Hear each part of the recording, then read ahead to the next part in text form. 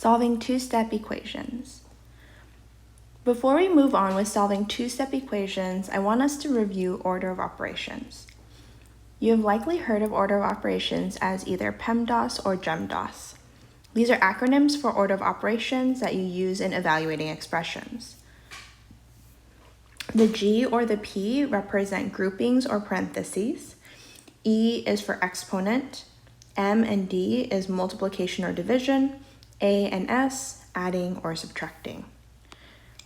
If you're given this expression, 3 times the quantity, 2 plus 8 minus 9/3 times 2, there is a specific order in which we have to evaluate all of our pieces here. Now, the first thing is parentheses. We should see the parentheses right here. And so that's the first thing that we're going to do is to evaluate 2 plus 8. We know 2 plus 8 is 10. So here, we're going to replace the 2 plus 8 with a 10. So we have 3 times the quantity 10 squared minus 9/3 times 2. Second step is to evaluate the exponent, which is this 10 squared. So we know here 10 squared is the same as 10 times 10, which is 100. And what you'll see here is 10 squared then turns to 100.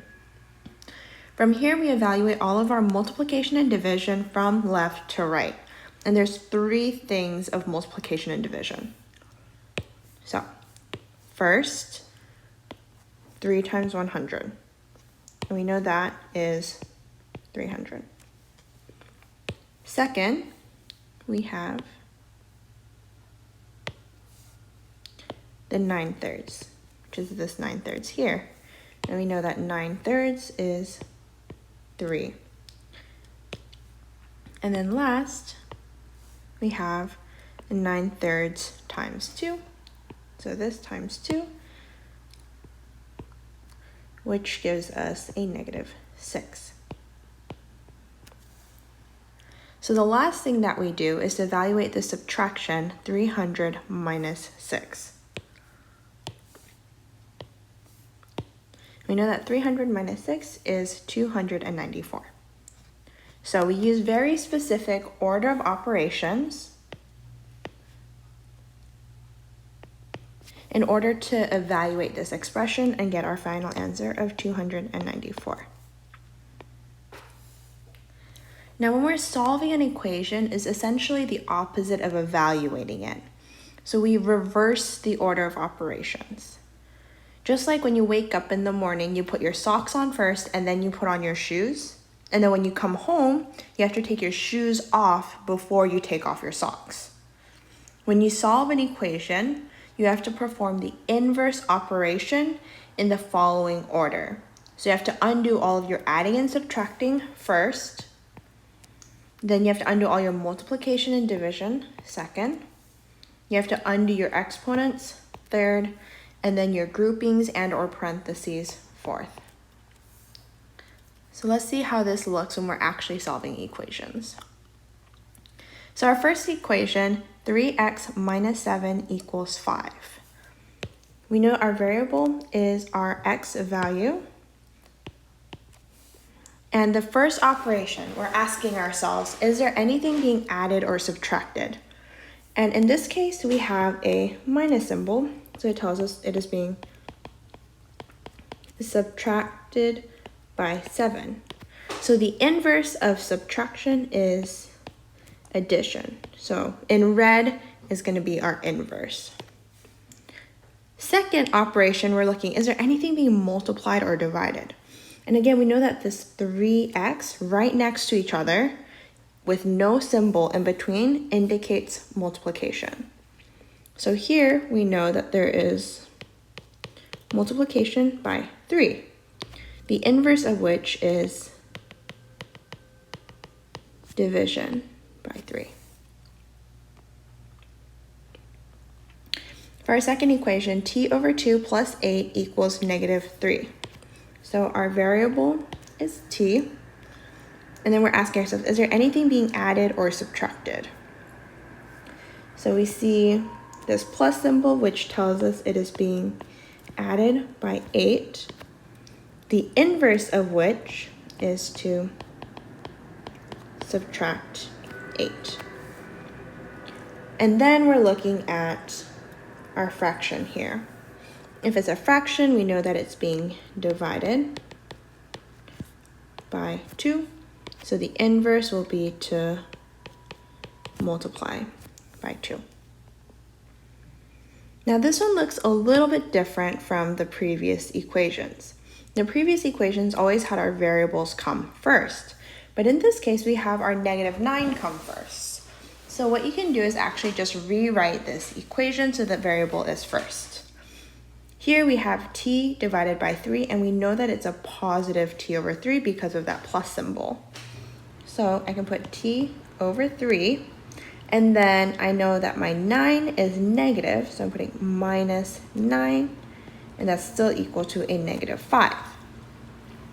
This helps us clarify what our first operation is going to be, adding or subtracting, and our second operation, multiplying or dividing. The variable didn't change, we still know that one is t, but now we can see more clearly based on this minus symbol right here that we need to subtract 9. So the inverse would be to add 9. And then we know because of our fraction here that we are dividing by 3. So the inverse would be to multiply by 3. Spend just a second to complete these last two equations. So let's go through a complete example. When we have the equation 3x plus 4 equals 10, our variable is the letter x. Now the first operation, we're asking, is it addition or subtraction? And in this case, we have a plus symbol, so we know that it's being added by 4. Now the inverse of adding 4 would be to subtract 4. The second operation would be to look at our 3x.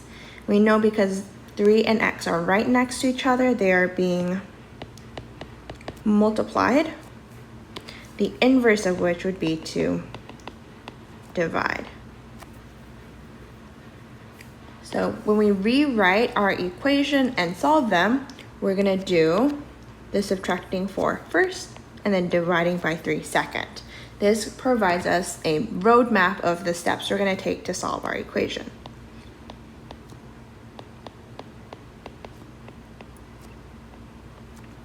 Now, the first thing that we're going to do is to subtract 4 from both sides. 4 minus 4 is 0, and then our 3x drops down. 10 minus 4 is 6. All right, now we've completed our first step. Our second step is to divide by 3. So we show division by drawing our fraction bar to both sides. 3 divided by 3 goes to 1, so 1x equals 2. So 1x is the same as x, so my final answer is x equals 2.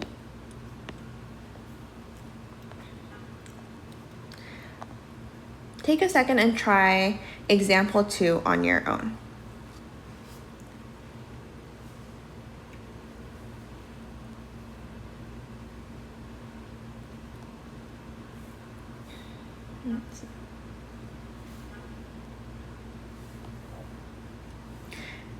Example number 3.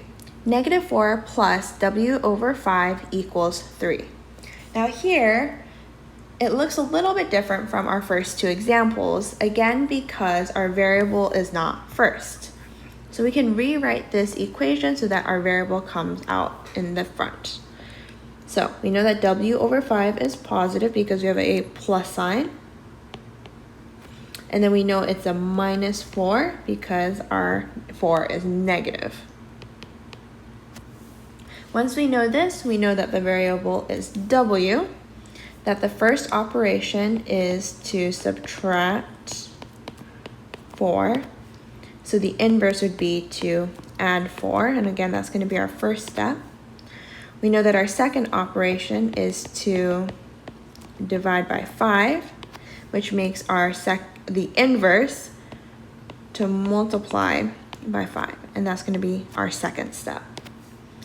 So if we write w over 5 minus 4 equals 3, we know the first step that we're going to take is to add 4 to both sides. Negative 4 plus 4 goes to 0, then my w over 5 comes down. 3 plus 4 gives me 7.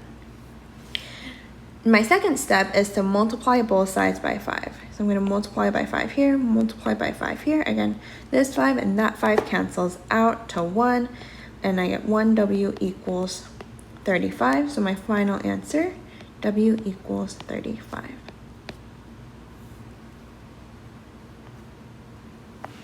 Take a second and try example 4 on your own.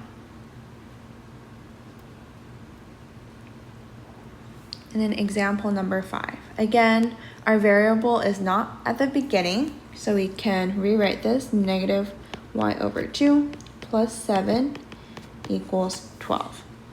My variable is y. The first operation is to add 7, so the inverse would be to subtract 7, and that is my first step. My second operation is to divide by a negative 2. And this one's a little bit trickier, but remember, y is what we want all by itself. So this negative is actually a part of this negative 2. The inverse of that would be to multiply by a negative 2. So let's read, and multiplying by a negative 2 is our second step.